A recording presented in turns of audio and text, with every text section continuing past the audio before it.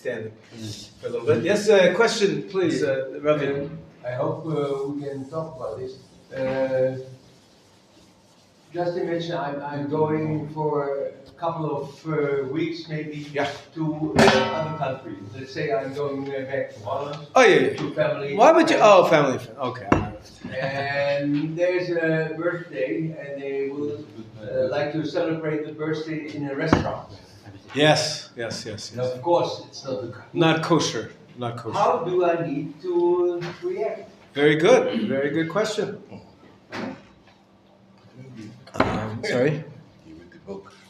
That's right. There's a book here that Benjamin brought in, full of very practical Kashrut questions.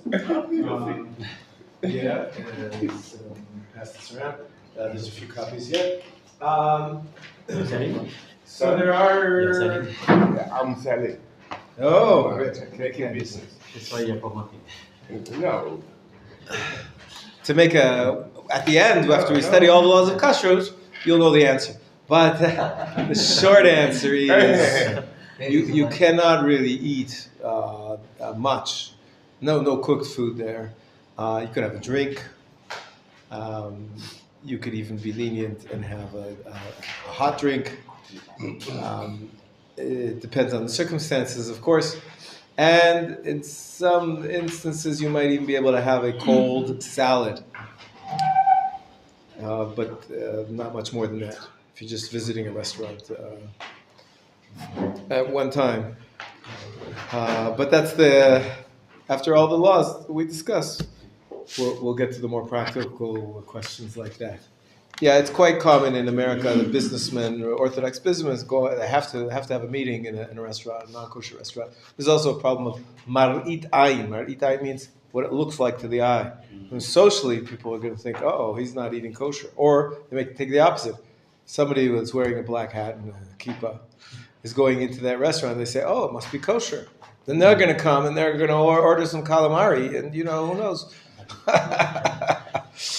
The fires in hell are going to be burning hotter that day, So you got to be careful. There's many issues of kashrut itself, of eating only kosher food. And then there's the social ramifications of that. In a place where there's no Jews, maybe it's a less of an issue. But suppose I'm staying in, let's say, in the neighborhood where no Jews live. There are no shops to buy kosher food. Right. And and let's say I'm staying there for 3 weeks. I only can eat salad. Well, we mentioned the other day the option. I don't know if you were here, but we mentioned the option of buying some kosher fish and then grilling it up. If it's double wrapped, you can even use a non-kosher oven. And so there's a few things you can do, but you have also done the kosher shops. Yeah, but suppose I'm not in Amsterdam. They make tuna in these flat packs now. They're like a Mylar package. They're kosher, so I'll travel with sort of salmon, and then I can just make a little tuna salad. Yeah, there are options. I mean, yeah, it's tough. It's tough. You can buy all the fruit in one time for 3 weeks. Yeah, sometimes. I gave you a message. Stay in Israel. That's it. Like a social. You can go to Antwerp. You can go to New York. Some people they order their food from Kabat, right? They will deliver. Nowadays, you can order food all over the world, and they'll deliver to you. But, anyways, we're up to mitzvah number 5, if I'm not mistaken. What did we talk about? Chadash. Yes. We talked about Orla. What else did we talk about? Say again? Give the poor. Gifts to the poor, Yes. and then Tithing. that's what we're up to now, Yes. tithing. Yes. That's number 4 or 5? Number 5. Number 5. So what was 4? 4 is Yes, give the order. poor. And what was 3? Yeah. Kilayim. Yes, kilayim. Forbidden mixtures. Right. So now we're talking about tithing. Tithing. For here, as I started yesterday, we have to recognize that there is a timeline of that's different than the timelines we've seen before. Yesterday we saw the timeline of regarding Orla. It's when you planted, 3 years, start rolling, 4th year. We also mentioned that Tu B'Shvat is sort of the end of that 3rd or 4th year. Also, regarding the timing, what other timing system did we have? For Chadash. 16th of Nisan. That the new wheat can only be eaten after the 16th of Nisan. But the biggest cycle of time, which is relevant to this 5th section, this 5th category called tithing, is the 7-year Shemitah cycle. As we said yesterday, so you've got,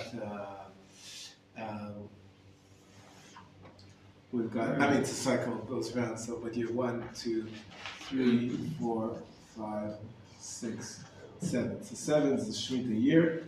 Shemitah year, well, we can mention it briefly.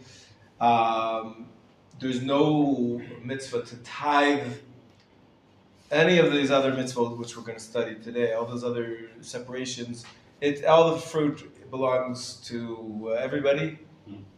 Socialism. It's the Kohen and the Levi don't get a portion of anything. Everybody goes out to the field, and the produce is ownerless. And we don't cultivate the field. There's no real owner. I mean, the owner can protect his property for the following years, but people shouldn't cause damage. But he doesn't own the fruit of the 7th year. You know, the plants, vegetables during that year. So that year is its own thing. Now, then we said that there's 2 cycles of 3. Here's 1, 2, 3, 4, 5, and 6. End of each one of these cycles, you have to complete. At the end of the 3rd year, it's really the beginning of the 4th year, there's something called Bi'ur Ma'asrot. Bi'ur Ma'asrot is Ma'aser is one of those tithes. It comes from the word Eser, Ma'aser. One of them we're going to talk about that you have to give 10%. 2 of them actually have to do with 10%. But at the end of the 3-year cycle, also over here, Bi'ur Ma'asrot. It's actually by Sukkot, right after the Rosh Hashanah, right after the beginning of the year following this 3-year period.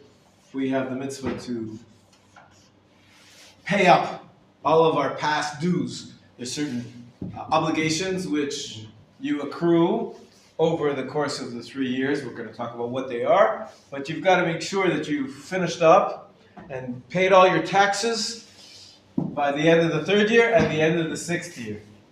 And, as a matter of fact, in the times of the temple, you would go to the temple and recite a passage which is called vidui. Vidui, usually we use it for confession. Here it's a very unique confession. Basically, you confess that you've done everything right, not that you've done everything wrong. So I have completed all my gifts, all the tithes, I've taken them out. So we see the cycle, okay? 2 sets of 3 years. And then, of course, after year 7, we have again, 1, 2, 3, it's the next cycle. Okay, nowadays we don't have Yovel. In the times of old, there was a 50th year. There were 7 cycles of 7, and then a 50th year. And only after the 50th year would you start year 1 again. But nowadays we don't do the Yovel year. We just do 7, 7, 7, 7.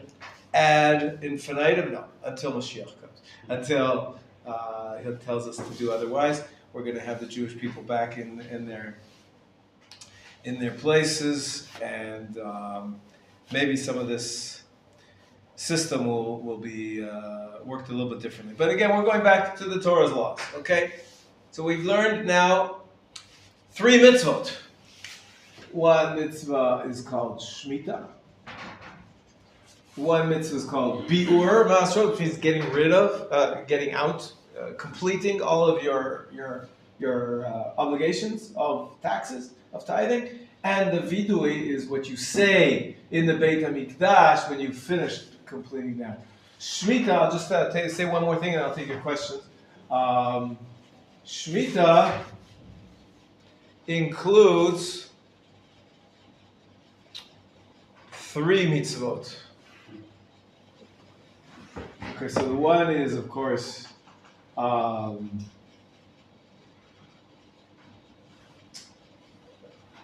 you could divide it up even more. Again, we're not going to get into all the details of Shemitah, but there's the Shemitah of the land, which includes not working the land and making your fruit ownerless, etc., etc.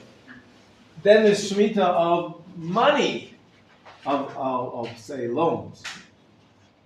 You have to forego the loans. That usually happens according to our tradition. There's different opinions, but most people understand that happens at the end of the Shemitah year, that the loans have to be released and forgiven. And the third part of Shemitah is at the end of every Shemitah, there's a special gathering called Hakhel. Hakhel. Hakhel? Hakhel, from the word kahal. Kahal is community, but Hakhel means gathering everybody together.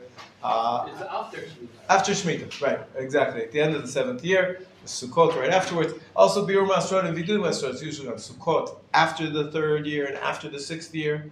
And the Hakhel is after the 7th year, but it's attached to that year. So, the summary, the end of that year. So, these are the 3 mitzvot relating to the land, the loans, and a public gathering to study Torah in Jerusalem. Okay, so this is the structure. So far, so good. Now, why is this cycle divided into 2? And what do we do? What are these ma'asrot? What are these ties that we have to give up? I'm going to explain presently, but first I want to take your questions. Please, Rabbi, you wanted to ask something? I just want to know how you write Ma'asot. It's Ein, Yes. Samech, No. Shin, Sin. Sin, Mem, Ayin, Sin. Sin, Yes. Ra. Ma'aseh. I cannot see. Mem, Ayin, Sin, Reish. Ah, From the word Eser, of course. inside. 10. But now we're going to talk about what these are, what the gifts actually are. Okay, so we have. I'm not such a great artist, but we'll do our best. Okay, we're going to pretend we've got 10 rows of 10 columns, which is going to give us how many fruit? Each one is an apple. Okay, we don't have 10 yet, so we got to keep going. 1, 2, 3, 4, 5, 6, 7, 8.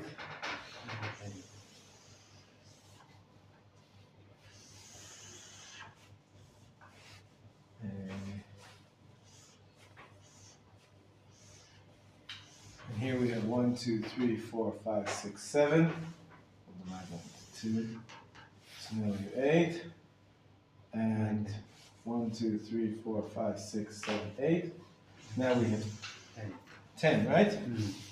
Okay, so we have 10 times 10. That leaves 100 apples.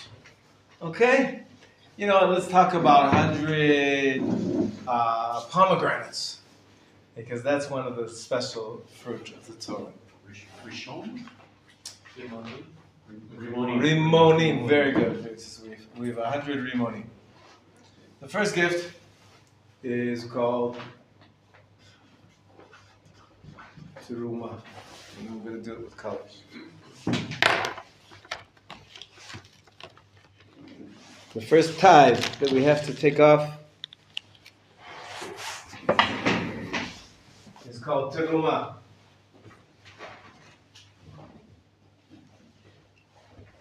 Okay? Teruma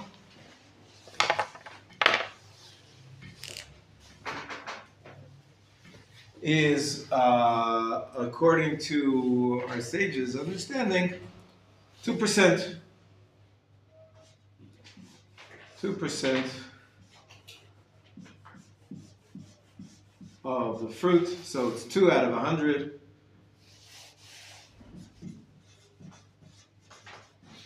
Teruma, sometimes it's called Truma Gdola, but it's Teruma. Teruma, this 2% is given to the Kohanim.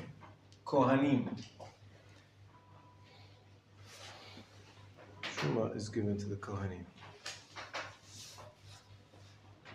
I'm going to turn this off. Kohanim serve in the temple. They have to eat something. They don't have their own land, and so they get the first 2%. And the food is not kosher. What's it called? Or we learned a new word yesterday. Tevel. Good. Tevel. Tevel. Right. So we don't want it to be tevel. So we don't want it to be tevel, so we have to do all these things. We have to take off the teruma. Then we take off ma'aser. I'll use a different color here. I'll try to be even clearer. Ma'aser. Ma'aser is going to be a 10th. Just want to be clear that it's a 10th of what's left. So really, if this teruma is 2%, how much is this going to be? 9.8 percent. This is a 10th of what's left. So I'm going to make this all. It's almost to the end, right? Because it's only 9.8%. But so here's almost another 10%. This is 10%. This goes to the Levi. This goes to the Kohen. And the Leviim were also didn't have their own plot of land in the land of Israel. They didn't have their own farms. And they were teaching Torah. They were working in the Beit HaMikdash for certain duties they had, different than the Kohanim's duties. And they got their produce. See, the Kohanim also had a portion of the actual sacrifices. So they didn't need as much of the produce. Okay. The Levi gets, every Jew had to take 10% of his produce after taking off the Truma and give it to a Levi. So far, so good? Excellent. Excellent.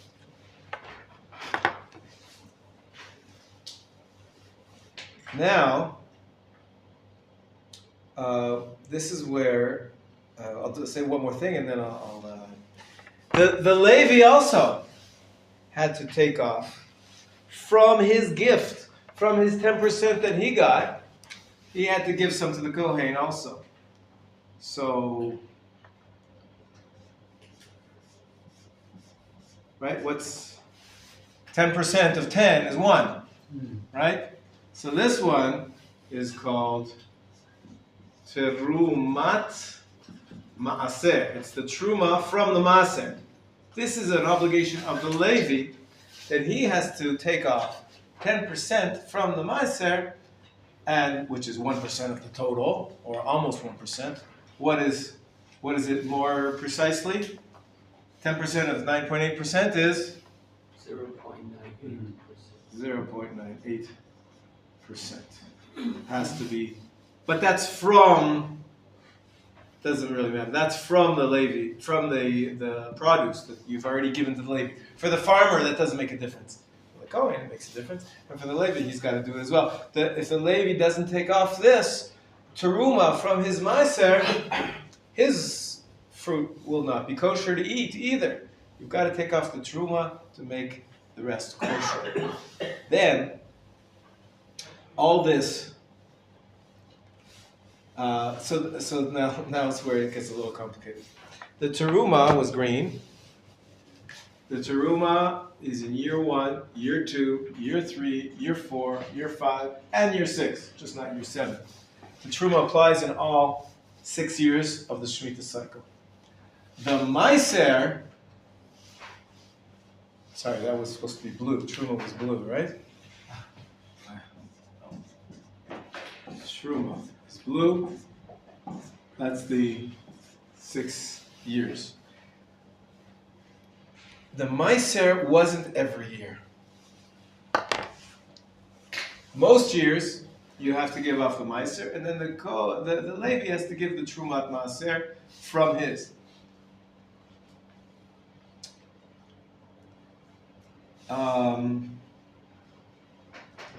Sorry, I apologize. That's every year as well. The Maaser and the Trumat Maaser, the green and the blue, I got it right. They both apply all 6 years. Now we get to the next gifts. Here we have 2 options. We're going to do them. Basically what there is, it's called Maaser Sheni. Sheni is second. And in some years, we don't give Maaser Sheni, but we give Maaser Ani. What does Ani mean? It's me.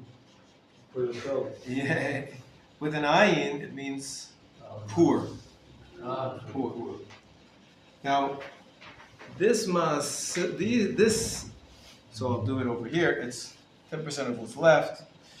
It's all this. It's what's left after you've taken off how many is it? 88 point. Right, it's a little bit less than 9. Right, what's left? 8.8. 8.8, exactly. This is going to be 8.8%. So you see the average Jew was taking off of his produce 2% to the Kohen, 9.8% to the Levi, and another 8.8% to either poor people, Maaser Ani is poor, and Maaser Sheni. What was done with Maaser Sheni? Does anybody know? What's the second tithe? Right, it comes from the word 10 because it's a tenth of what's left after the first portions were taken off. This was not given to anybody else, but you would eat it with your family in Jerusalem. You would have to take the produce up to Jerusalem and eat it there. And there were also poor people in Jerusalem, so it's not such a major difference. I mean, here, when do you do Maaser Ani? Year number 3 and year number 6. The end of each one of these cycles, I'm going back to we divided the 7 years into 7th year and 6 years, and the 6 years divided into 2. So in year number 3 and year number 6, this is when we switch over. Maaser Ani is given in 3 and 6 instead of Maaser Sheni. The farmer has to take off that 8.8% every year, but 4 out of the 6 years he takes it up to Jerusalem to eat it in Jerusalem, and the other 2 years, year 3 and year 6, he can give it to the poor person who's in his local community. Doesn't have to be giving it in Jerusalem. He can keep it near him. Okay, this is the system as understood by our rabbis from the psukim in the Torah. This is a survey course. We're not going to see it all inside, but so far so good. There's one other gift,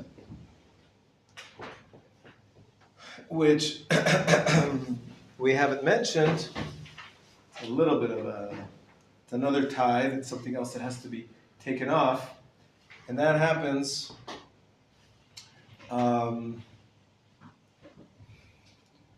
at the end of the 3rd year cycle as well. At the end of every year. At the end of every year, there's something called bikurim. So I'll put a star here. That's star. I don't know. Star here. Star here. And star here. And every year, as the first fruits become ripe, of course, not in the 7th year, they're not your fruits anymore. This is going to be called, I'll write it over here. Star means bikurim. Bikurim means first fruits. Person goes to his field and he sees that there's a tree of pomegranates, the first pomegranates that blossom, that ripen. He ties a little ribbon around it, and at the end of the year, when he goes up to Jerusalem, he takes it with him to Jerusalem. So that's another gift, which is every 6 years out of the 7-year cycle. The bikurim are brought, and there's also a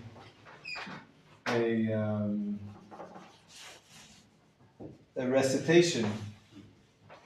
It's called Mikra Bikurim. You read a certain passage of the Torah in the temple when you bring your first fruits. Everybody should know this text of what you say when you bring Bikurim, because we quote it in the Haggadah Shel Pesach. Haggadah Shel Pesach. We quote this little recitation when you bring your first fruits. Bikurim is first fruits when you bring them, because you recite the history of the Jewish people, including we were slaves in Egypt and you took us out. We use that text when we tell the Pesach story every Seder night. So, how many mitzvot do we have? We have 1 Truma, 2 Maaser. Some people call it, if this is Maaser Sheni, then this is going to be called Maaser Rishon. Rishon means first, Sheni means second. Anyways, 1, 2, 3 Trumat Maaser, the Truma from the Maaser. Number 4, Maaser Sheni. Number 5, Maaser Ani. And then we said there's also Bikurim. So what did we get up to? 1, 2, 3, 4, 5, 6. 6 mitzvot. We also mentioned that you've got to finalize it at the end of the 3rd year and at the end of the 6th year with Biur Masrot and the Vidui, which you say when you come up to Jerusalem, and the Bikurim every year. We're talking about Shemitah at the end of the 7-year cycle. This is the system of tithing. Okay, this is our 5th category of what makes produce kosher. Now, what do we do nowadays is the big question. But first, I want to see if there's any questions on what I said so far. Yes? If I try to understand it, Yeah, please. from this whole produce, Yeah. we take out 2% as a truma. Correct. From the 2%, we give 9.8%. No, not from the 2%. Oh, not from the 2%. From the rest. From the What's left over? Okay, after we What's cut- left take over? out- What's left over? 98%, right? Okay, yes. So we take 10% of what's left, Another 10%. and that's 9.8%. It's like 10%, right? Okay. 10% of what's left. What's left is only 98, so it's 9.8%. Okay. So from what's left, we give the 10% to the Levi. From all, we take another 10% to 9.8. Is it 9.8, yeah, 9.8. 9.8, then To the Levi, another right. 10% is And this is another 10%, but it's actually 8.8 already. Yes. And that we could take up to Jerusalem to eat, or we give it to poor people Okay. on the year number 3 and 6. Yes. Thank you. Dus you can do tithing now by yourself. You should do it according like this.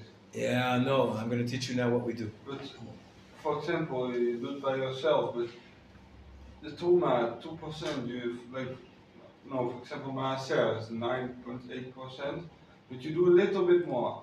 Is that okay or is that not okay? It's not okay. It has to be exactly. Okay. But we'll see that how we practically do it. That's the next part of Because this if class. Yeah. Like apples, for example, with Right. 9.8%, you need to cut a little bit. Okay, so you cut a little bit, no problem. You can have half an apple for you and half an apple for the Levi. Yeah. No problem. Then you need to be quick to give to them. But That's true. It's true. Yeah. Only cut it before you give it to them. You mentioned that some part of it or the five that you presentation of the product, you also can give cash or misunderstood. All of these gifts are in kind. All of these gifts are in kind. And we're giving the produce. Yes. Product. What do you grow in your field? What you grow in your farm? You have to give these gifts from the produce. No cash. No cash involved. Now, I'll add one more law, which is going to be very, very helpful when it comes to current practice. And that is, the Torah says as follows. Regarding Maaser Sheni, we drew it over here, right? The 10% of what's left works out to be actually 8.8% of the total, right? Let's say you have fruit, and you don't have a refrigerator. You don't go up to you live in Eilat. You live in Beersheba, far away from Jerusalem. You don't get there every day. How are you going to bring all the Maaser Sheni up to the temple? So the Torah itself says as follows. If it's very far for you to go to the temple and to actually bring the fruit in kind, what you can do is transfer the holiness onto a coin. I don't know if I should draw a menorah on here. Some money has menorah on it, right? Transfer it onto a coin. And then you take the coins to Jerusalem and you buy food in Jerusalem. The markets in Jerusalem had a lot of buyers. It was very good to be a businessman in Jerusalem because many people would come with lots of cash. They didn't come with all their produce. It was too hard to transport all the produce to Jerusalem. The Torah says you put the holiness onto coins, and then you buy food in Jerusalem, but it must be eaten in Jerusalem. That's the law of Maaser Sheni. This is called Pidyon. Pidyon is redeeming. Redeeming. Pidyon. Redeeming the holiness. It's like transferring the holiness from the fruit themselves onto a coin. Okay? I'm sorry. Yes. I don't see you, but you're right. Yeah. Thank you. I'll use better markers. This was Ani or Shani? No more. Sheni. The ani you don't have to transport it. Thank you. That's okay. I go and find out the marks. This is fun. Pidyon onto a coin. I'll just draw my picture again. Okay, and that's supposed to be money. I don't know. Okay, so what do we do nowadays? Let's cut to the chase. I said I'm going to teach you. You can do this at home, but before I teach you how to do it at home, let's translate this into modern times. Now, in modern times, the Levites have no special role. There's no reason we should give them money. We should give them produce. But we have to separate it. And the Kohen really can't do much now because, we talked about Teruma. The Teruma was in blue up here. This 2% of the Truma, also the laws of Trumat Maaser are the same. These two have special laws. They must be eaten in purity, ritual purity. The Kohanim today don't have ritual purity, right? We don't have a red heifer. We don't keep those laws. So pretty much nobody can use that Teruma and the Trumat Maaser. So what do we do today? It's such a waste. Imagine you. For the animals. So the law is that a truma which is tameh, which is impure, you're not allowed to eat it, but you're allowed to feed it to your animals. The Kohen is allowed to feed it to his animals. So here in Jerusalem, the zoo is owned by a Kohen. And a lot of the produce which gets tithed, we'll see exactly how much in a minute, it's sent to the zoo for the Kohen's animals. Why waste it? Very interesting, huh? But because of that, but those are really only Truma and Truma Maser have these special purity laws, which are very impractical today. The rest, the Maaser, you just need a Levi. And Maaser Sheni, well, we don't really have to bring it up to the temple, Jerusalem, if we don't have a temple. But what can we do? We can use the Torah's trick. The Torah itself said a trick. Transfer the holiness onto a coin. And then the fruit, you can eat them as regular. You can eat them in Tel Aviv, Beersheba, anywhere you are. So the Maaser Sheni is not a problem. You transfer it onto a coin.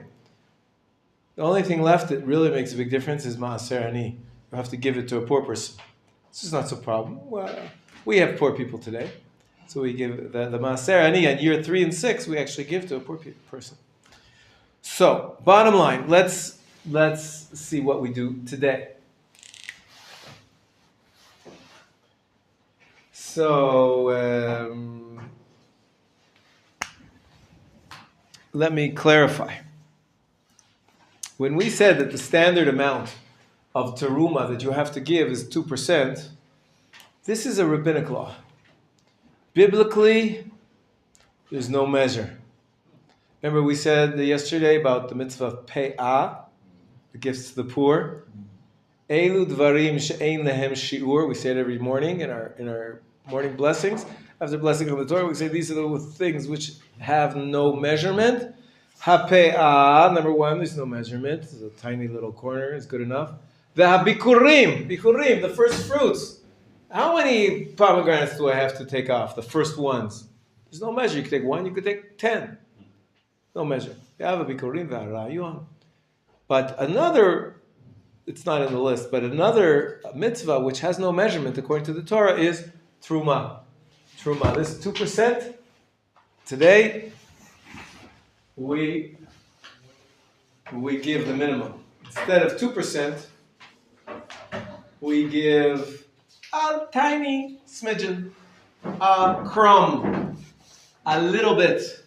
So all this 2%, we don't give off. We just give off, let's just say a tiny little bit of 0.1%, okay? Something like that. Just a tiny little bit. This we can play around with because the truma is going to go to the animals anyways, right? We can't give it to the Kohen. The Kohen's impure. So we give the bare minimum possible. The only problem is, and the bare minimum is a crumb. The only problem is Terumat Maaser. Terumat Maaser, we said that the Levi gets his 10%, or 9.8%, and then he's got to give 10% of that to the Kohen. So that's 10% of 10% is 1%. That is set in stone. That the Torah already tells us it's got to be given to the Kohen. So our bare minimum amount that must be separated and treated with holiness, the Teruma and the Terumat Maaser is 1%, almost 1%, 0.98%, plus a little bit of Teruma, Gedola. And that is primarily what we separate today. So if you get some fruit, I take some fruit from my garden, take some vegetables from my garden, I cut off 1% plus a little bit. And I declare that the 1% is Terumat Maaser, the little bit is Teruma, and I set it aside. I don't have a Kohen that has animals, but I can't eat it. Kohen can't eat it either. I wrap it up with respect. I throw it in the garbage. 1%. 1% plus. That's the, without taking that off, you can't, it's still teva. You can't eat the rest of the fruit. So you have to take off that 1 and a little bit percent from every fruit that grows in the land of Israel. What about the rest? So, what do we have left? We have Maaser Rishon, Maaser Sheni, and Maaser Ani. So regarding Maaser Sheni, we already said we're going to transfer the holiness onto a coin. And then the holiness will stay in the coin until when? This is a trick question. Until when can the holy? I'm not going to take it out to Jerusalem and eat it in Jerusalem because there's no temple. I don't have to take up that fruit to Jerusalem if there's no temple. So it'll remain in the coin until when? When do I have to get rid of the maaser that I have in my house? Mm-hmm. What? Nope. You came late. You missed it. The 67th Nisan was yesterday. We have a new cycle of time. What was the new cycle of time? Who was here from the beginning of class? When do we do getting rid of all the maaser that we have in our house? At the end of the 3rd year and at the end of the 6th year. We do biur maasrot. Then we have to destroy the coin. You're not allowed to destroy a coin. So you transfer the holiness from a coin into a bag of sugar, and then you put the sugar down the drain. That's one option. There's a few options. But the bottom line is, we never really take this Maaser Sheni to Jerusalem anymore because it doesn't apply. We have no Jerusalem. It's not the spiritual center with the temple. Yet. Maybe one day. Okay? So that's easy. The Torah already gave us a solution. We transfer the holiness onto the coin. We can eat this fruit all we want. This 10%, no problem. We basically eat the fruit once we've transferred the holiness onto a coin. And in the year 3 and year 6, we actually have to give tzedakah. We have to give this to a poor person. In year 3 and 6, you can't transfer it onto a coin. You've got to give it away. So in year 3 and 6, you've got to give an extra 10%. What about the maaser? The maaser which goes to the Levi. So some people actually, right, this whole 9.8%, this whole line of maaser rishon, some people do give it to a Levi. Most don't, because the Levi don't work. So why does he deserve to get? He does nothing in the temple. Why should he deserve to get? And the halacha is a little different than what it is with truma. With truma, if you don't take off this 1% plus a little bit, you can't eat the rest. With maaser, as long as you separate it out, you declare this 10% is maaser, then anybody can eat it. A Levi can eat it, and a Yisrael can eat it, and everybody can eat it, and the rest of the fruits are kosher once you've designated the maaser as belonging to the Levi. A Levi could come to you that he's a Levi and says, hey, give me 10% of your fruit, but you would say to him, prove to me you're a Levi. And nobody nowadays can prove they're a Levi, and so you really don't have to give it, we just declare it, we separate it off. So, to make a long story short, everybody take a siddur. Open up to page 11. Should be enough here for everybody. It's in the siddur, this process of taking off tithing. Of course, I think I said, Bikurim doesn't apply nowadays because we don't have a temple, so you don't take the first fruits to the temple. Trumot Masrot appears here on page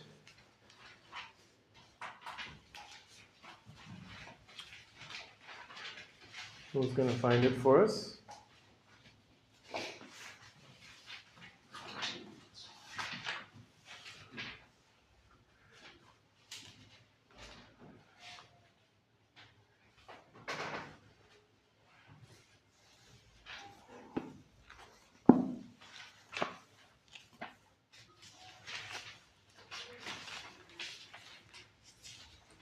$10.76.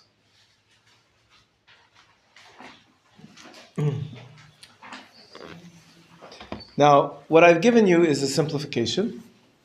I would like to specifically speak about this coin for a moment. Basically, you could take a 5 shekel coin. Each time you redeem the value of the fruit, it doesn't have to be on how much the fruit are worth. It has to be a bare minimum, a pruta. A pruta is the smallest coin that's significant. A pruta today is about 10 agurot. So if you got a 5 shekel coin, means you can separate off maaser sheni and redeem it 50 times. Every year, once a week, that should be enough. But there are some laws, and what I do is, because maybe I'll take off truma and maaser, 2 times a week or 3 times a week. I have a garden, and there's actually some more detailed laws about how to keep the coin and what to do with it. And there is a service that I pay for from the Institute for Torah and the Land. And they have a coin in their safe with my name on it, not literally, but I have a subscription to their service, as hundreds and thousands of people do around the country. They keep the coinage up to date with enough there to cover, even if I did it 10 times a day. And so each time I redeem my fruit, I say it's redeemed on the coin that I have in the offices of the Torah and the Land Institute. So I've outsourced that service. Anyways, let's see what it says here. And by the way, they gave me this magnet. This magnet, I have it on my fridge, and it has the bracha. As I said, if you're doing it from a garden, which for sure nobody else has taken off the tithes, you make a bracha, 2 brachot. One before taking off the tithes, and the other one when you redeem. As I said, it's a Torah law to transfer the maaser sheni onto a coin. The second bracha, only year 1, 2, 4, and 5, not 3 and 6. 3 and 6, actually you have to give the money. They help me with that too. I don't have to go looking for a poor person. They have poor people, which they have spoken to welfare, and they have signed a contract with them, and basically they found a system. They give a loan to a poor person at the beginning of the year, and then each time you want to give them a little bit, you forgo the loan. So I forgive another 10 shekels. I forgive another 10 shekels. I forgive another 10 shekels. So you don't actually have to go and hand it to the poor person each time. You just give up on the loan. It's a smart mechanism. Anyways, this is the text, but you have it right here in your Siddur. Here, the only difference is, I'll just read for you. It says itself, setting aside Trumot Maasrot. First I'm reading from here. It says, number 1, make sure you have a coin that is worth enough prutot for several redemptions. Members of Beit HaOtzar, that's me, have a designated coin located at the Beit HaOtzar headquarters.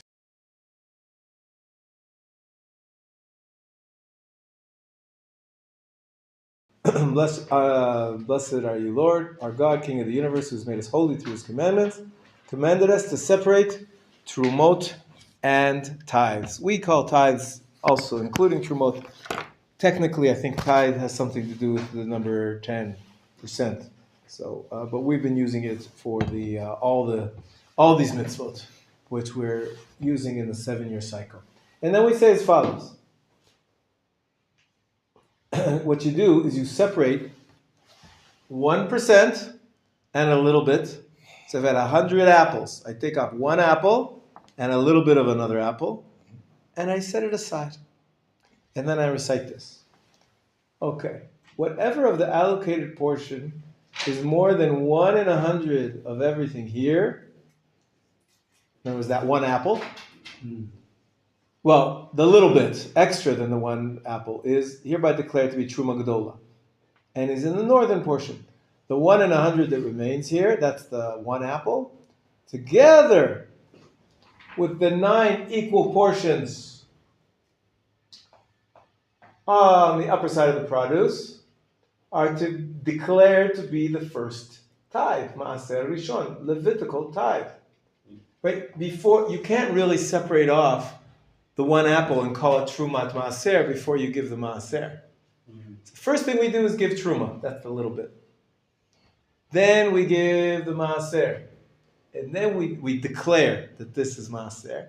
And then we take off the Trumat Maaser. That's the next line. The 1 in 100 I have made, first tithe, is hereby declared to be Trumat Maaser. The tithe of the tithe set aside for the priests. So far, so good? We give Truma, then we give Maaser, and then we give Trumat Maaser. So far, we've used the 1% we've set aside and a little bit, right? And we've declared the rest over here in the northern part of the fruit to be Maaser Rishon. Then we move on to the next part. The 1 in 100 I've made, 9 other equal portions, right? It's 9 here, right? It's only 9 because it's what's left. So 9 other equal portions on the lower side of the produce are declared to be second tithe, Maaser Sheni. But if this produce must have the tithe of the poor separated from it, right? Year 3 and 6, I'm declaring it, let it be tithe for the poor. That's it. Very simple. And then next, in year 1, 2, 4, and 5, you make another bracha. Redemption of the second tithe. And then you say this second tithe, together with an additional fifth, the Torah says you have to add a fifth if you redeem it, is hereby redeemed by 1 pruta of the coins I've set aside for the redemption of the second tithe. That's it. You recite this paragraph, and you're done. 2 paragraphs, right? 2 brachot if you're separating for sure. So to make a long story short, I want to teach you a shortcut, but only if you promise me to use it wisely.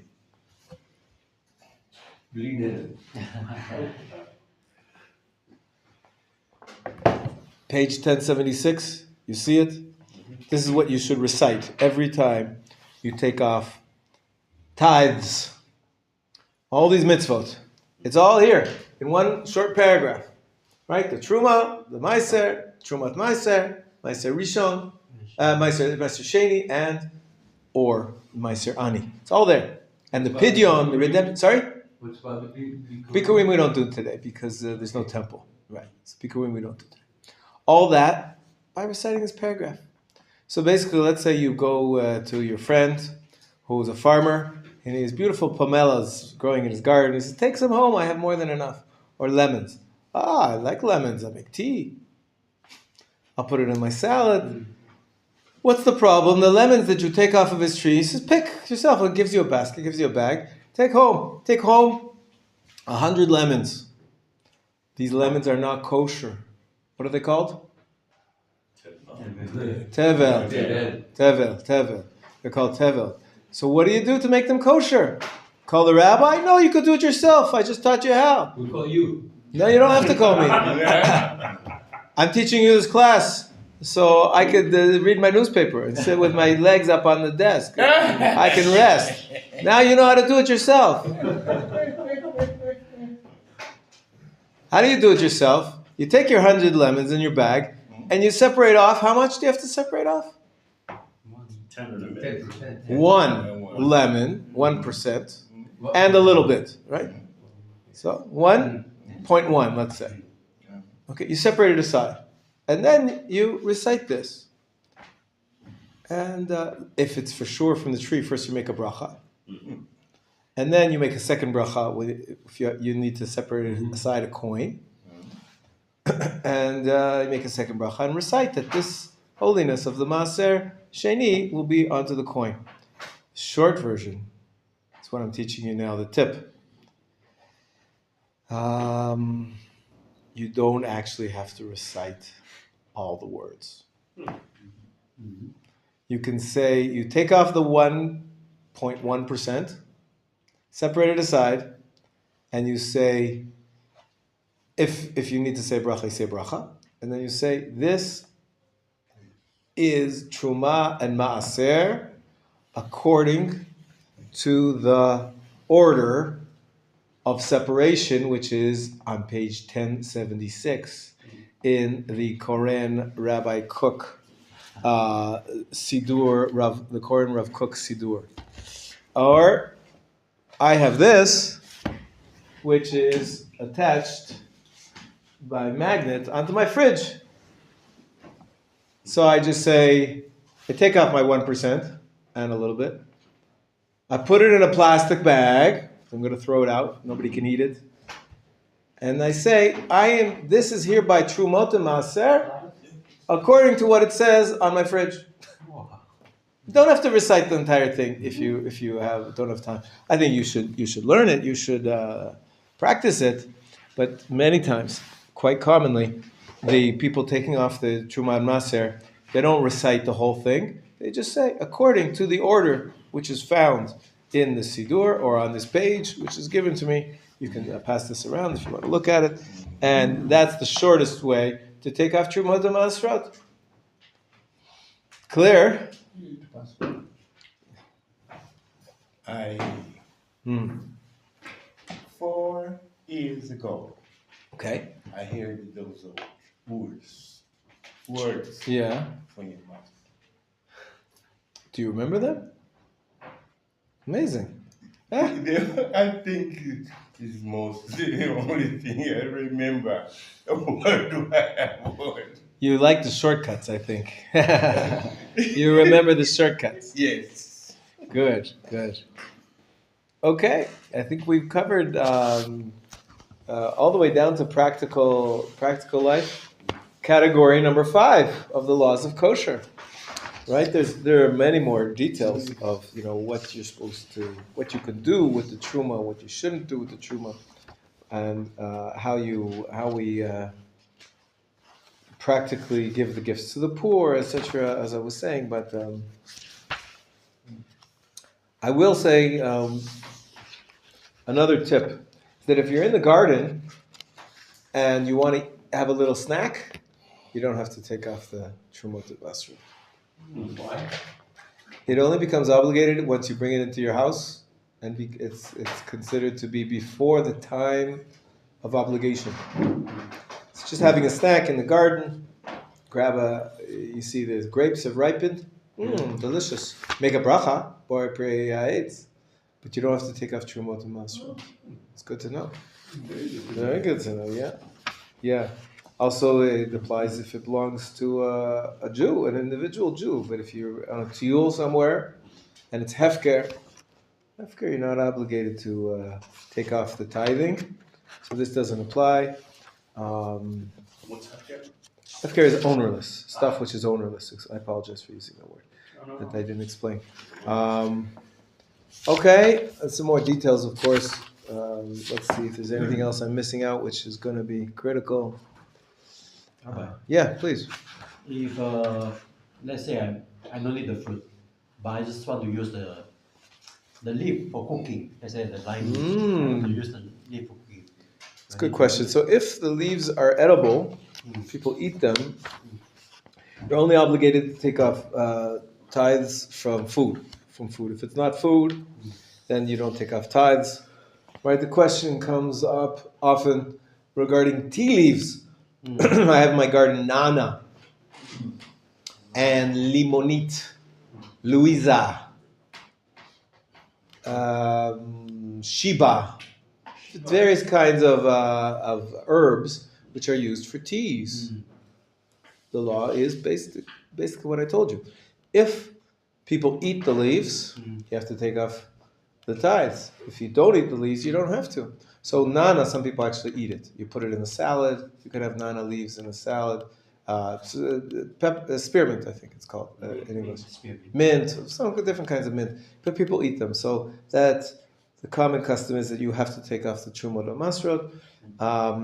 It's very delicious. Okay. I agree. Amazing. I do it all the time.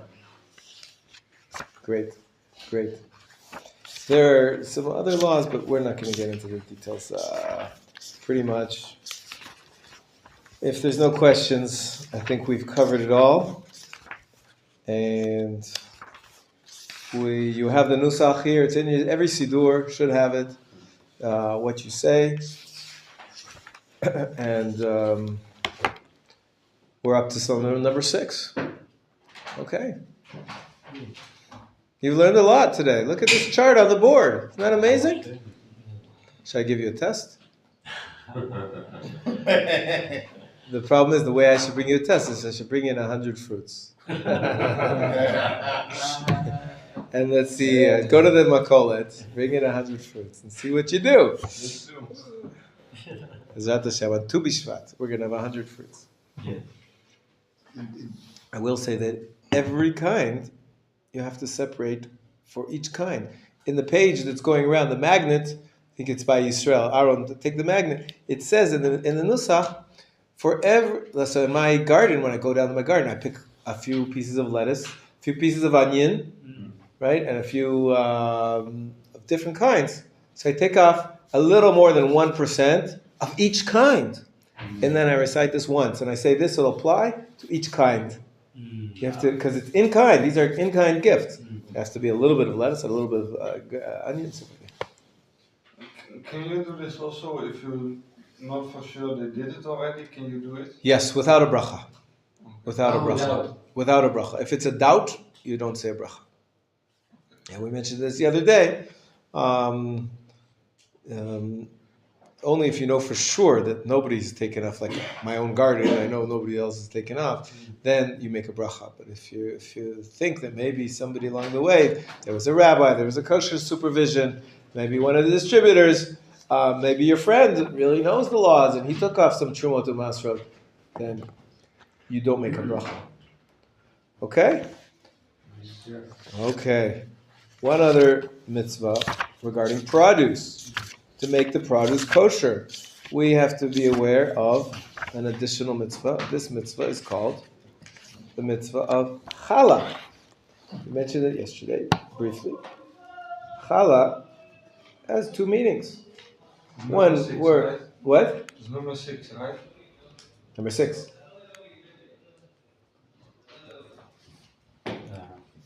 Challah is the delicious bread we have on Shabbat. But it also means a gift to the Kohanim from dough. Every time you make a dough, it says in Parshat Shlach, in Bamidbar 15, that you have to give a little bit of, actually the Torah calls it, what do we call gifts to the Kohen?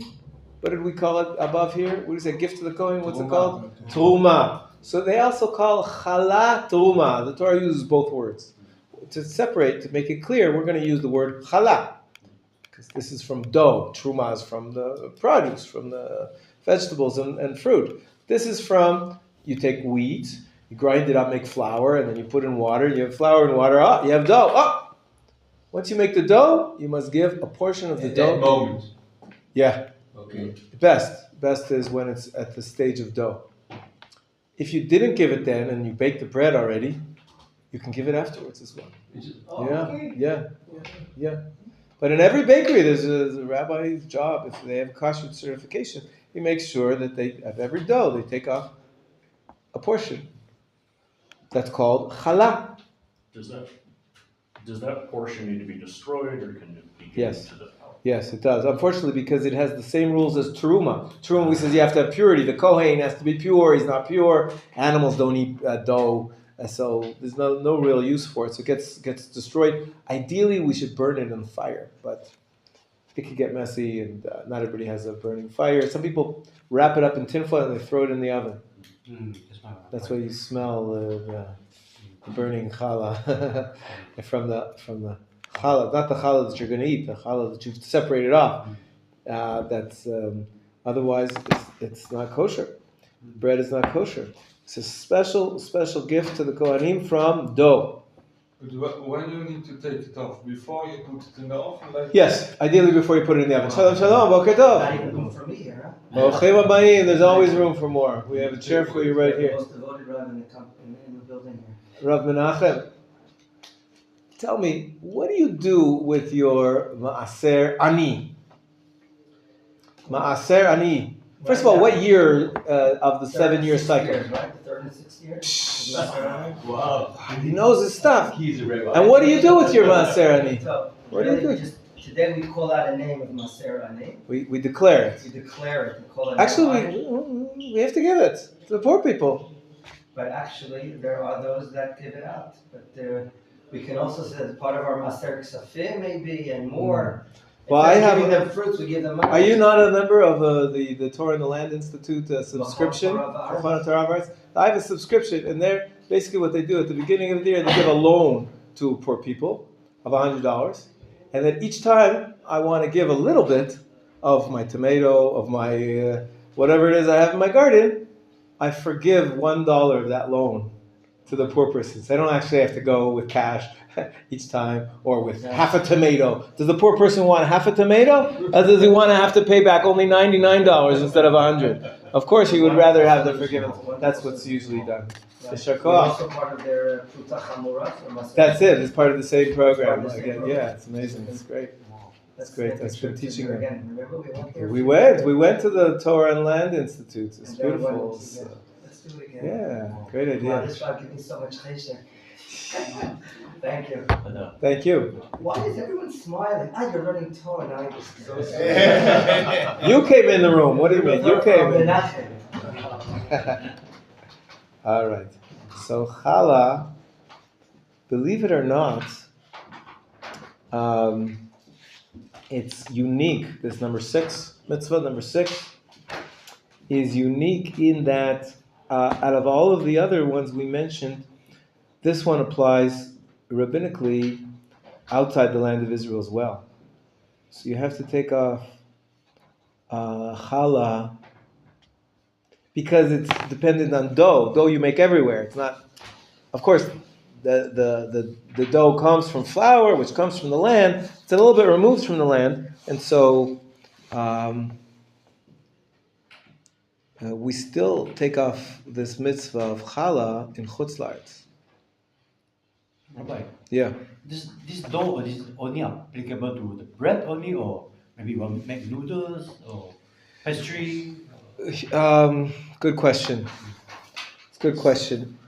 Now, what makes it the practical issues?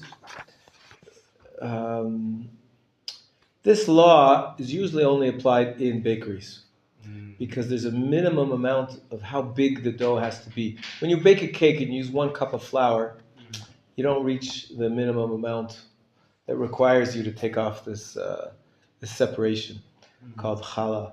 Only if you have, here he says, 2 kilos of flour, 2.2. There's different opinions precisely. So if you use over 2 kilos of flour, you take off challah with a bracha. Of course, there's different types of flour of different densities, and if you make a bread or cakes, it doesn't matter if it's cake or bread, if it's more than 1.2, it says here, 1.25, you take off challah without a bracha. And what do? You take off a little piece, a little bit. It doesn't have to be any specific amount, and you're going to burn it anyway, so we just take a small piece off, and we either throw it in the garbage or we burn it. That's the way it's practiced today. There's some more details, but yeah. And this is on any of, I think there's 5 species we grow in Israel, like wheat, barley, all that. Any of those flours. Correct. You do the challah. Yeah, Regardless of what if you you're have a making. dough, if you have a dough, any of the 5 grains, called 5 grains, yeah.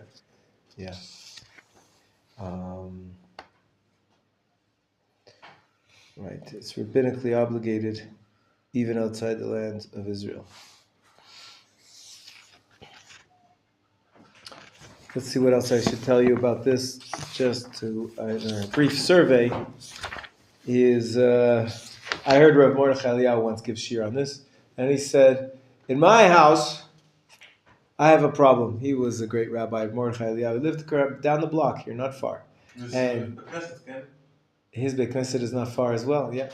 And everybody would bring him on Purim mishloach manot. Mishloach manot, little food packages. So sometimes you bring a hamantashen, right? Ozen haman, it's called in Hebrew. Yes. The triangular cookies. Sometimes you bring a little piece of cake. Sometimes you bring some candies. each person in their home, they bake up a batch of cookies. It's not 1 kilo and it's not 2 kilos. Nobody took off challah. But then, if you gather all the produce, all those baked goods together, and he says, in my house, my dining room table is loaded with so many gifts, so many people bring me mishlach manot, it's for sure more than 2 kilos of flour there. So there is rules about how different cakes and cookies can actually join with each other, be combined, and then you become obligated in challah. So if you have 2 doughs, one dough with 1 kilo of flour, another dough with another kilo of flour, each one is underneath the measurement of 1.2. You don't have to do anything with it. But if you join them, if you have them on the same tray, and if you cover them with a towel, or if they're touching each other, ideally, then they're considered to be one big dough, which you're obligated to take the mitzvah. Now, you may have heard of this.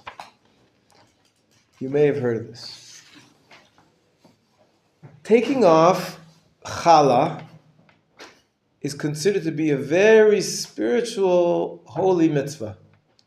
So much so that people are looking for mitzvot to do. I mean, I think they should just look around them and see who needs a favor. But there's other mitzvot. The mitzvah we can do and say a bracha on. So some women, they bake challah, they bake cakes, they bake something with a lot of flour on purpose, so that they'll be able to do this mitzvah of separating the challah. Not only that, there are some women leaders who gather a group of women together. He says, let's all get together and bake bread. And we'll be able to do the mitzvah of challah. Because we have one big dough, we're going to all... And then everybody will say a prayer. We'll pray together in the merit of this great mitzvah of separating off challah. And many times someone will give a shiur and sing some songs. It's a beautiful experience. It's called a separating challah party. I kid you not. It's becoming in fashion in the last few years. There are separating challah parties. Wow. Primarily women associated with baking the bread in the home, and women like baking as well, more so than men, but it's the same thing with men and women. And separating challah, some people will do it. Somebody's sick and needs healing from the heavens. We all want to pray for her. You know what we're going to do? We're going to take upon ourselves the mitzvah of separating challah in her honor. So this week, because I heard that this person's having an operation or whatever it is, so I'm going to bake lots and lots of bread, lots of, could be cake, whatever it is, using enough flour, 2.2, so that I can make a bracha, and I dedicate the merit of this mitzvah to the healing of so-and-so. So taking upon yourself the mitzvah of separating challah, it's become a thing. It's become a mitzvah. That's it. It's a reason to pray. It's a reason to do. It's a good mitzvah. Usually, when you bake challah, when you bake a cake, you don't get up to the measurement required, and so most people never separate challah in their lives. So it's a special thing to especially make a bigger dough so that you're able to do this mitzvah and pray for whatever you need and the merit of this mitzvah. You want to ask? Yeah, one of the prayers, I'm embarrassed to remember which one, but it's the 3 things that women are punished for if they don't do correctly. That's it. Challah is one. That's it. That's what they mean. Yeah. They don't mean baking bread for Shabbos. They mean taking off the tithe called challah when they bake their bread. Correct? And we say it in the Sidur. Because it's considered to be a woman's activity in the home. They bake the bread. They didn't have angels back then on every corner street. They didn't have a makolet with all sorts of cakes. You bake bread. That was the bread for the house. And lighting the candles, they had to be careful about. It's also a mitzvah which is given to women. We spoke about it. Nidah. And Nidah, of course, taking care of the purity laws, which is clearly in their domain. Okay, so far so good? Wow. Amazing. Yeah. Yeah. No specific amount, just any pinch off the. Correct. I think some people say you should have a kazait and olives wood, but I'm not sure.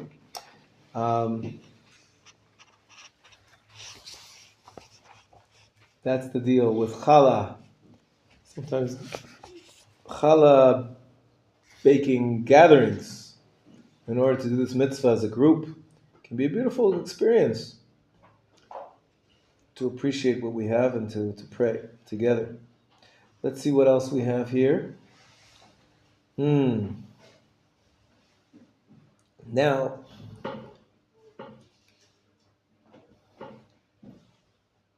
two more mitzvot which have to do with trees.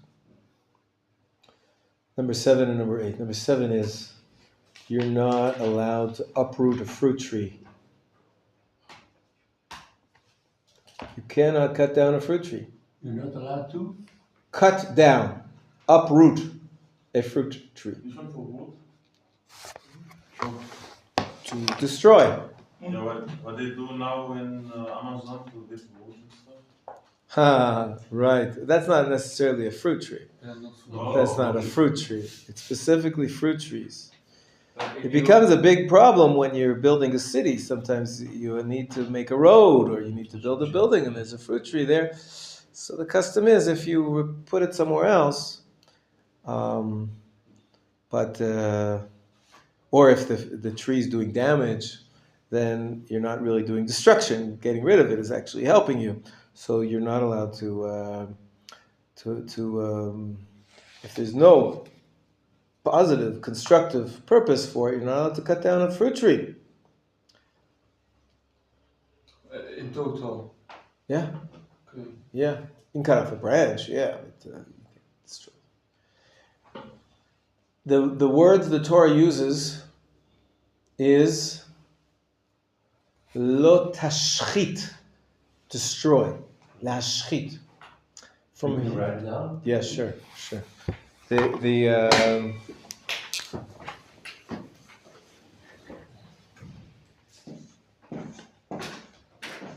לא תשחית את עצה.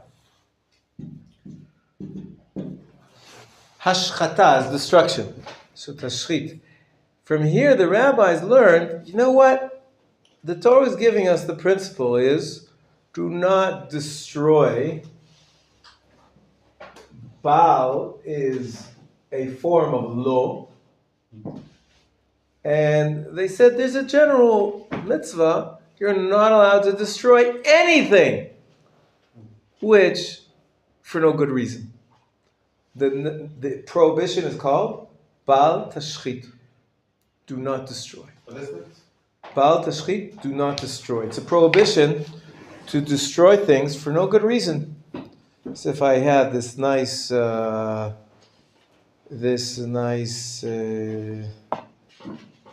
a piece of paper, and just to take it up and rip it up to pieces, and to flush it down the toilet, it's prohibited. It's destroying for no constructive purpose. Some people say, have you ever heard of this? You go in, you pay money, you go into a room with a hammer, and you break. They have TVs, old TVs, and bicycles and machinery, and you get to destroy things. What's that called? Have you heard of this idea? Yeah. People like to destroy things. It's I don't know, it gets out your anger. There's nothing better than watching EOD blow up munitions. And that's it, okay. There's something in there that we like to see it. It's not allowed according to the Torah. Maybe these stores, they take things which are useless anyways. If it's not destroying anything of value, it's not a problem. But if it's something that's good, just to destroy it for fun is prohibited in the Torah. That's what you see someone, when I was a kid, in school, religious school, they were trying to stop us kids from drawing graffiti on the walls. They would say to us, Bal Tashchis. You're not allowed to destroy for no good purpose. right? It's destructive to write things on the signs, and then you have to paint them over, and you have to fix it. Or if you just take as you're angry at your friend, or you just feel like it. I had a friend. He was a little bit strange. One day, he was walking in the hallway in the school. He punched a hole in the wall. It was a drywall. You're learning about your muscles when you're an adolescent. He punched a hole in the wall. Prohibition of bal tashchit. Do not destroy. Wanton destruction, it's called in English. Do not do that. Yes? This expression about you only use it for fruit trees, or is it also for animals? It's for everything. For everything. So when we have a zwoef on Shabbat and we don't like, because we cannot kill them on Shabbos. Right, so that's a law of Shabbat. You can't kill a living thing. It's also the same expression? If there's no constructive purpose for the fly to be around you, and you're trying to get rid of a pest, then it's allowed. It's for a constructive purpose. I should have peace of mind. And so you're allowed to destroy things if they're harming you, if they're bothering you. Talking about things, for example, if you have clothing that you're not going to wear anymore, but they're still perfectly good clothing, you cannot go ahead and rip them up or throw them into the furnace or something like that. You should give it away if possible. Of course, if nobody's going to use it, then it's already destroyed. It's not, but you shouldn't destroy good, useful things because it's learned out from this law of the fruit trees. Okay, so what's that mitzvah number? Seven. That was 7. Yes. It's the tree, and the derivative is the not to destroy anything. Not to destroy fruit trees, and bal tashchit is an enlargement of the concept of not to destroy fruit trees, not to destroy not for a constructive purpose. Yeah. Is it based on the pasuk where it said that you're not allowed to cut trees when you're sieging? Exactly. It's based on. That's the verse where it talks about don't cut down the fruit trees, even if you're laying siege. Yeah. And is it the same term is used? Lo tashchit. Exactly. Rabbi, do you consider picking flowers, branches, or trees or plants, ba'at kashrut? If you're taking it, not for a very good purpose. Yeah, sometimes people use flowers for decoration, but sometimes right. not really. Right. They pick and throw away. Right. So, in Israel, it's a very sensitive topic. The preservation of nature is a very big part of the educational system here in Israel. Israeli kids are taught from a very young age to appreciate flowers and trees, to learn the names of the different flowers and trees. When you walk in a tiyul, you're supposed to travel the land of Israel to appreciate it. We haven't had a land for thousands of years, so the Zionists were very big into the land of Israel and appreciating nature. And we have a lot of wild flowers which are unique. They grow wild. And if everybody that goes on a tiyul would pick one up, there wouldn't be any more. So the kids are taught, don't pick flowers. Don't pick flowers because they're protected. It's actually against the law to pick up wild flowers of certain kinds, ones which are more rare, It's against the law to pick up flowers which need to be preserved. But if it's just a piece of a leaf of a tree, so it's a very high sensitivity to say, you're wasting, because leaves on a tree, there's hundreds, and each one is not really causing any significant damage. But it is a heightened sensitivity that we shouldn't destroy for no good reason. To cut flowers, to enjoy them, if you pick them because you want to put them on your table to give you pleasure, that's allowed. That's allowed. But if you're just, without thinking, picking up a flower and destroying it, that's not right. That's bal tashchit. Yes. Maybe I make a parenthesis. I come from bush environment in Africa. Yeah. When you are 14, 13, yeah, you go to old man without teeth, or he goes, you stay there. Yeah. about 3 months in the bush. In the bush. naked, Yeah. And you learn about nature. Mm-hmm. You don't cut trees, you don't destroy birds, you don't say is not the concept is not the same like a flower. Right. Everything that we call it, everything that's beautiful, you are not supposed to destroy. Wow. Wow. So Fascinating. this is we do in an environment that in modern time they say the savage. Yeah, the very high sensitivity to nature. It's a beautiful thing. We have to come back to that and appreciate nature. Yeah. Our industrialized society. We see a jungle. Oh, I could put a mall there. Right? Let's pave it over and build a factory. So of course we need enough. The global climate issue is rainforests provide our CO2 and the ecosystem, right? So we have to be more sensitive to that.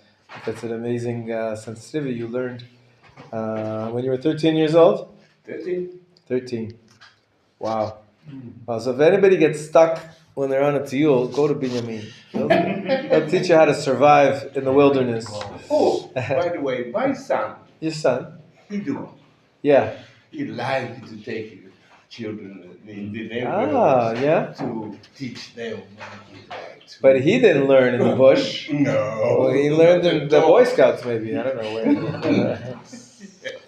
Okay, the last thing I want to tell you about this we're at the end of the list. We only got to 7, and I apologize. There's no 7 and 8. It's just number 7. Okay. As number 7 was divided into 2: the actual fruit trees, and then the expansion to everything else that you shouldn't destroy wantonly for no good reason. The last thing that I want to talk about these laws of agriculture is the big question about here we are back in the land of Israel today. And on the one hand, we have the state of Israel. We have Jewish control over much of the land of Israel. On the other hand, we don't have a temple. So as we were learning the laws of the tithing, we said, well, this doesn't apply, we don't have a temple. This doesn't apply, we don't have a temple. So the question is about all these laws. 1, 2, 3, 4, 5, 6, 6, and 7. All of them have to do with agricultural laws in the land of Israel. We pointed out here and there that some of the laws do apply outside the land of Israel. But when they apply it in the land of Israel, does that apply biblically today in the land of Israel? It's the same land, but maybe the concept of the holiness of the land is connected with our conquering the land and the Beit HaMikdash. As we saw, the system of Kohanim and Leviim really is as much less meaning today if they don't have the service in the temple. And so this question has a history to it, because we know that the Jewish people's relationship to the land of Israel went through various stages. We can go back. Do you remember your menorah? Let's trace the history of the holiness of the land of Israel. The first time we might have holiness of the land of Israel is when Avram is promised the land of Israel. But that was just a promise. Avram came in, he was just one man. Wife, children, some maidservants, but he was in and out, went down to Egypt, left. Yitzchak, Yaakov, we know that Yaakov went down to Egypt. That we never were a nation in our land until we came out of Egypt. Moshe Rabbeinu, he died before we crossed over the Jordan, right? Mm-hmm. Who brought the Jewish people to the land of Israel? Yoshua. So when Yoshua conquered the land of Israel with the Jewish people, way back in 2nd century BCE, second millennium of BCE, excuse me, that was really the first time the land became sanctified, halachically, by the Jewish people. We conquered the land 7 years, we divided the land for another 7 years, and we had a makeshift temple in Shiloh. We still had the tabernacle for a couple of 100 years until finally King David conquers Jerusalem. King Solomon builds the temple, Jerusalem. This is the period of the first holiness of the land of Israel. What happened was, though, is that we all know the first temple was destroyed. What year? And by who? 518. Minus 586 is usually minus 586 by the Babylonians. And the Jewish people, first of all, 100 years before that, the 10 tribes out of the 12 were exiled. And then the final 2 were exiled. And the entire Jewish people was in exile for 70 years. Then, there's a debate in the Talmud, maybe the holiness of the land of Israel was nullified or temporarily made inactive. And when the Jewish people came back after 7 years, there's a second holiness of the conquering the land of Israel. Here it was a much smaller dominion. We were really under Persian rule and then Greek rule for a little bit at the end. We have Hasmonean rule of Jewish, but it wasn't over the entire country. And the area where we had control and where we lived was much smaller. That's the second holiness of the land, the second temple period, the second holiness of the land. The Talmud says that the first holiness, it started and it stopped. But the second holiness of the land continued forever. So now the question is whether we have a third holiness, but keeping things simple, we live in a land which has holiness from the second temple time. The second holiness. And the borders of that second temple conquering of the land are much smaller than they were in the first temple times. And so there's some areas of the modern state of Israel which are like the very far south, when you get towards the Negev and Eilat. They were never conquered in the second temple period. And there's some areas in the north which were never conquered in the second temple period. And so some rabbis feel that they don't have the law of the land of Israel for all these agricultural laws, or not on the same level, at least, of obligation. So it's quite a big discussion. And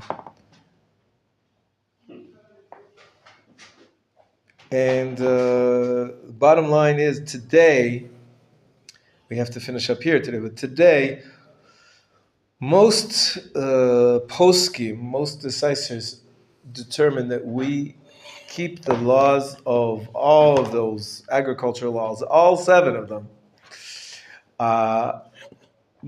mostly rabbinically. They're mostly rabbinic law, except for maybe Truma might have a different law. The Truma, we talked about Truma and Truma Maser, Truma Gedolah. They're debated. But the level may also depend where you are in the land of Israel, where your farm is, where your plot of land is. Is it in where the people who came from Bavel conquered, or the people who came from Eretz Israel conquered? This entire Shemitah year now, we still see some of it in the supermarkets. There's labels. Sometimes you'll see labels. This is called the people who made Aliyah from Bavel. This is a fresh fruit. It's year 2022. There's no Babylonian kingdom for thousands of years. What are we talking about? This is the people who came from Bavel. What they mean to say is that this fruit was grown outside of the area of the second temple conquering, and therefore it has a lower level of holiness. And maybe you can grow there. In the Shemitah year, for example, we were talking about Shemitah just before. So without getting into all the details, the history of the holiness of the land of Israel, halachically, the land is holy from the promise to Avraham. It's always holy. But halachically, how that translates into practical halacha, it's much more complicated. And for most issues, the land of Israel, these laws apply rabbinically. For most issues, laws apply rabbinically in the majority of Israel, for sure, in the far areas, far south and north. Okay, let me just... we'll stop here for today. B'ezrat Hashem, the laws of Kashrut are going to become much more recognizable tomorrow. Talk about meat, meat and chicken and fish. And thank you for going with me into the agricultural world. It's another part of kashrut which we primarily have in the land of Israel. The Seder? All right. Look at that.